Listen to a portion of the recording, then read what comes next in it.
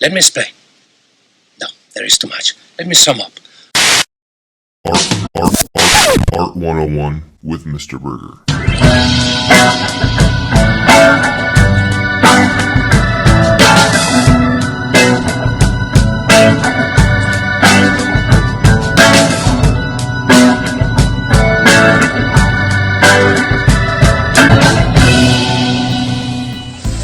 Etta and I are here at Dollywood to talk to you a little bit about an artist, a sculptor, an educator, a warrior of civil rights, Augusta Savage. So today, we're going to bring you that. And that'll be fun, right? All right.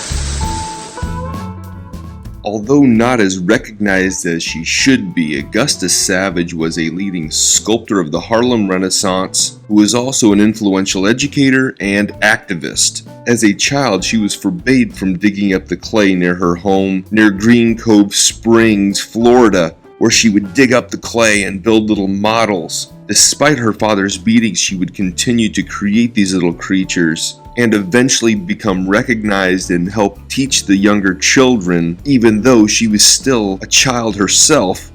She would go on and study for 3 years under George Brewster, who was a known sculptor, and after college she would become very much involved with the Harlem Renaissance, and she would have opportunities to study abroad in Paris and other European meccas of art, despite poverty and all of those other things. But being a black woman, those opportunities were taken away from her. Are you crazy? Or just plain stupid?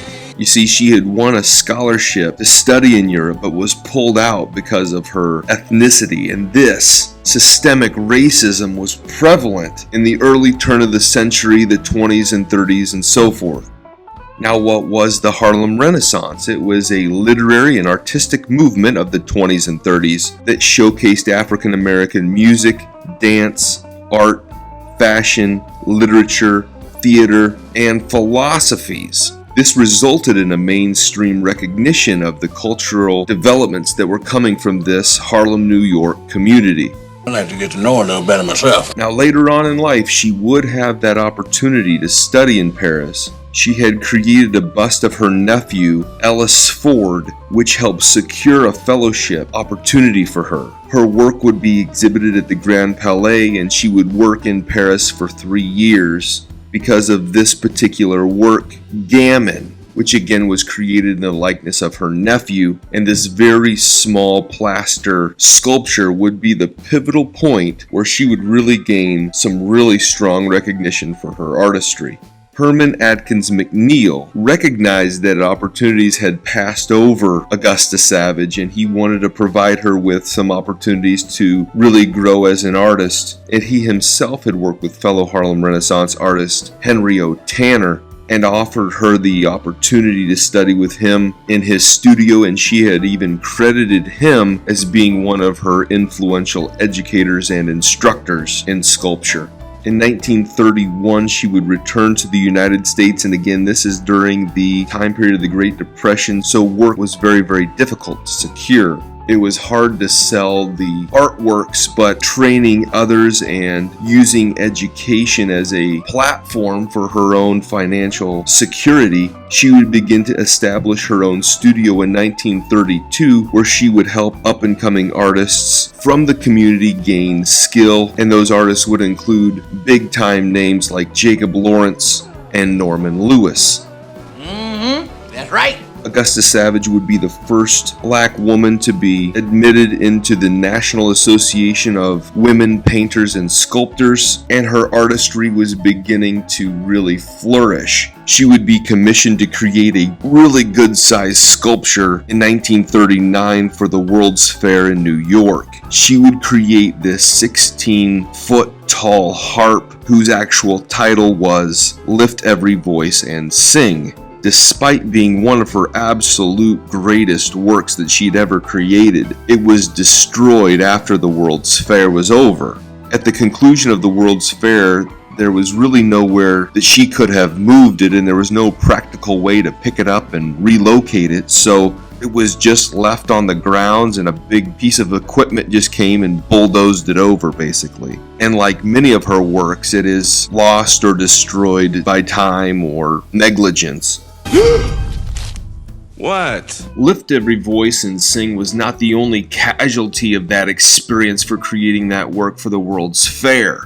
Her professional work as an educator was also sacrificed to produce that work, because she was putting so much of her focus on creating this really huge work that she thought was going to propel her into more greatness, that she gave up some of her art teaching positions, and it was very difficult for her to get those back, and she became a little bit upset by the fact that she had to start over from the beginning, and she grew very frustrated by that starting over process as an artist and an educator and the whole bit. She would move from the city into a farm community in New York and pretty much live in solitude and taught for fun the rest of her life. Really, after this, she would only pursue the work as a hobby and really made her money working in agriculture.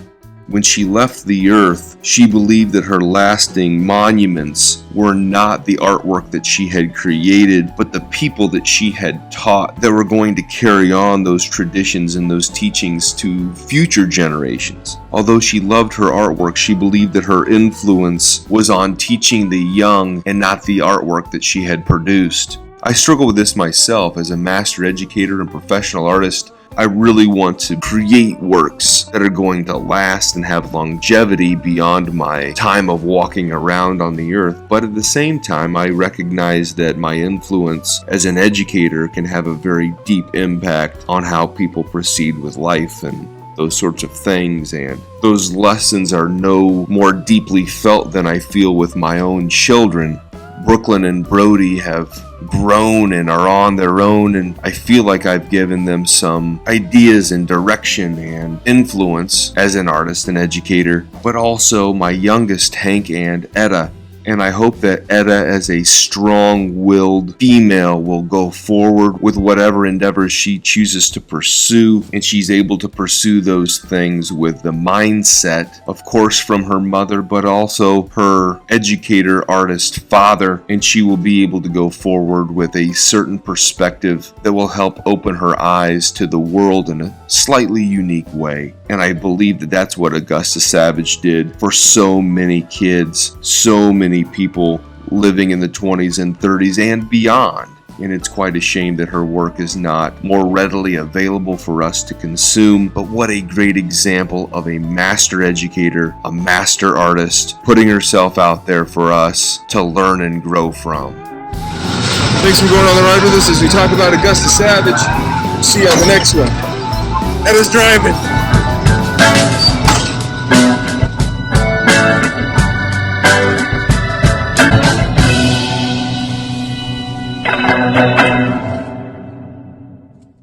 Well, I hope you folks enjoyed yourselves. Catch you later on down the trail.